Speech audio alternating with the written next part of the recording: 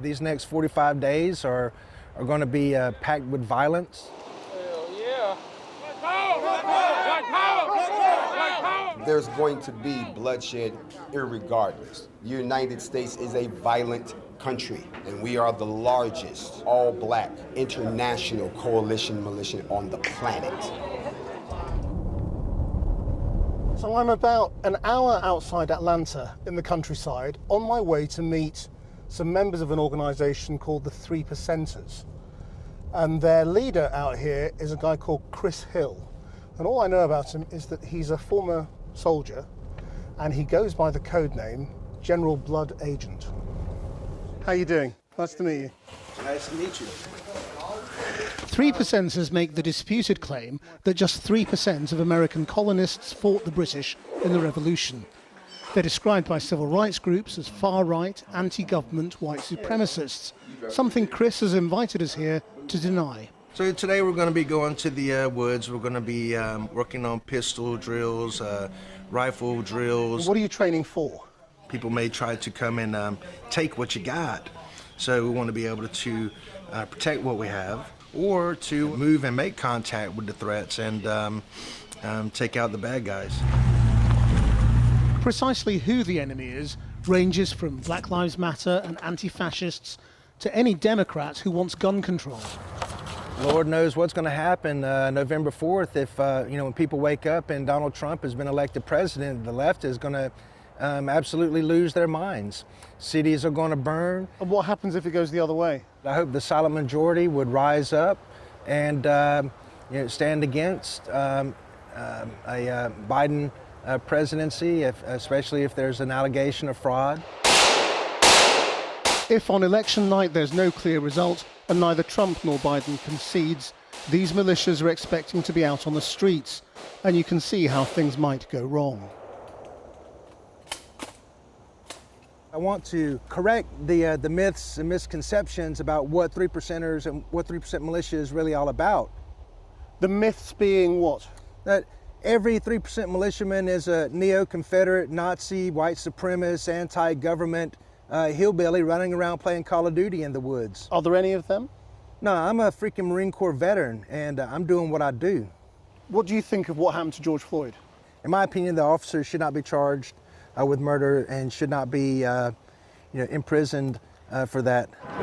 Earlier this month, militias gathered in Louisville, Kentucky, at the same time as anti-racist protesters demanded justice for Breonna Taylor, a black woman shot dead in her home by police. There was shouting and pushing, but no real violence. Close by, a new militia was also gathering, entirely lawfully, to demand justice. All its members are black. I'll call in reinforcements. And they have a charismatic leader called Grandmaster Jay. He isn't easy to meet face to face. Move, move, move! I'm in a retail park on the outskirts of Atlanta, and this is the rather unlikely setting where I've been told I could get to meet some of the most important people in black militia and black power. Black power! Black power! Black power! Black power! They had come for the funeral of Hashim Nzinga, one of the leaders of the new Black Panther Party. Taliba Tunde joined this movement 6 years ago after the notorious police killing in Ferguson.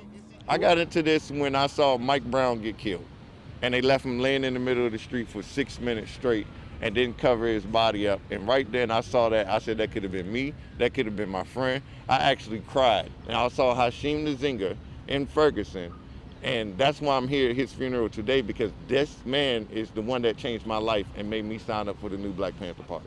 And other black groups had come here too to pay their respects, including Grandmaster Jay, leader of the NFAC, the Not Effing Around coalition.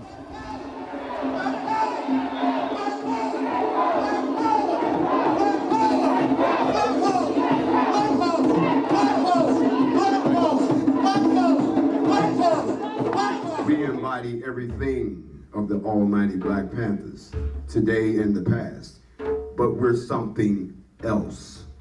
We are the period at the end of your sentence. Grandmaster Jay, hello. I'm Krishnan Gurumurthy from British Television, Channel 4. What is your goal? The protection of the black race, the policing of the black race, the education of weapons of the black race. We want a seat at the table in the UN too.